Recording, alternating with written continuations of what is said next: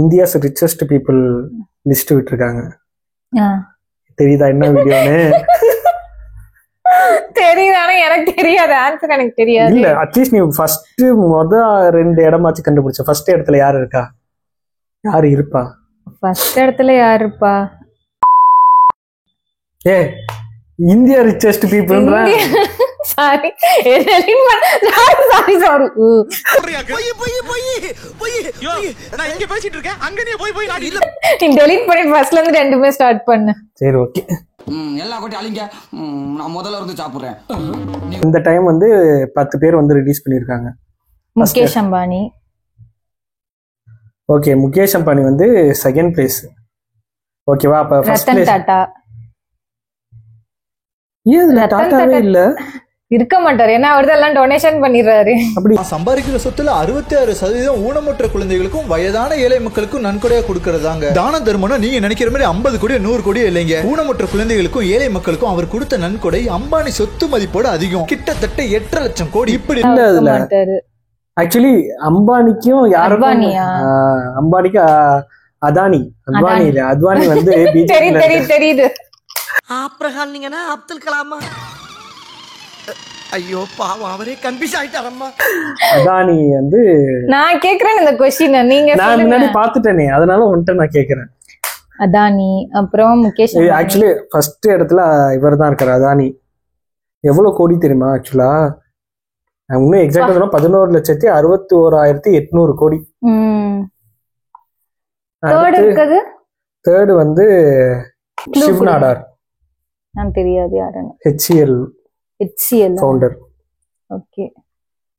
அடுத்து 4வது பிளேஸ்ல இருக்காரு எனக்கு பூனவல்லா. அவர் பேரே அதான் போட்டிருக்கு. அவரு இது வரைக்கும் நான் பார்த்து கேள்விப்பட்டதே இல்லை. அடுத்து 5வது பிளேஸ்ல இருக்க ஒரு பேர் கேட்டேன்னா நீயே ஷாக் ஆயிடுவேன். திலீப் சங்கவி. என்ன என் பேர்ல சொல்றீங்க? அவர் பேர் சன் ஃபார்மாலிட்டிக்ஸ். 3 சொன்னது யாருன்னு எனக்கு தெரியாது. எனக்குமே தெரியல இவங்களுமே. அடுத்து ஆதித்யா பிர்லா தெரியும். 6th குமார் மங்கலம் பிர்லா. ஆதித்யா பிர்லா தான் ஃபேமஸ். குமார் மங்கலம் ஆதித்யா பிர்லா ஃபர்ஸ்ட் வந்தவங்க. ஹிந்துஜா குரூப்ஸ் அவங்க தான் 7th பிளேஸ். அடுத்து 8வது பிளேஸ் தான் நம்ம யூஸ்வலா யூஸ் பண்றது. இல்ல, ராதாகிருஷ்ணன் தமானி. அவனி சூப்பர் மார்க்கெட், டிமார்ட். அவரு 8th பிளேஸ்ல இருக்காரு. 8th பிளேஸ் வந்துட்டாரா?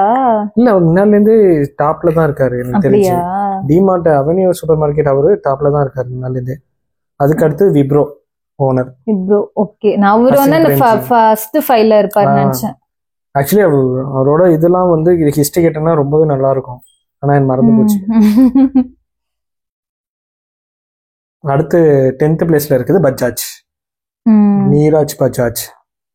இந்த வீடியோ நீங்க என்ன கேக்குறேன்னு நீங்களா ஆன்சர் பண்ணிட்டீங்க. ஆமா, இல்ல முதல் 2 தான் நான் எனக்கு முன்னாடியே தெரியும். முதல் 2 மட்டும் தான் நீ ஆன்சர் பண்ணுவேன்னு. அதனால அதுக்கப்புறம் நான் எதுவுமே கேட்காம நானே சொல்லிட்டேன்.